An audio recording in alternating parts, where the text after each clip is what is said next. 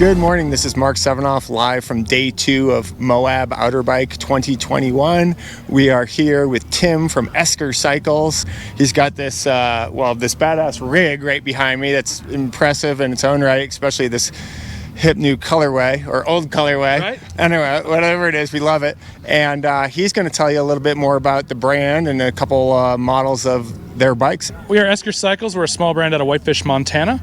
We actually assemble all of our bikes right here in America. So one of the things that sets us apart is we bring in, so of course we have our 4 models, the Elcat, the Rowell, the Hayduke, and the Jaffe. And then we have in them, of course, sizes. We have 4 colors, 3 specs. We actually assemble everything in Montana to order, so people can mix and match and kind of get exactly what they need. So, in our suspension bikes, this one right here on the outside is the Elcat. It is a 150 travel, 27.5 wheel, carbon full suspension bike.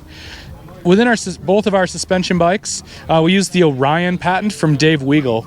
Orion is a specific layout of the rear suspension that maximizes the balance between both climbing and descending. So the bike never needs to have a switch flipped to make it behave.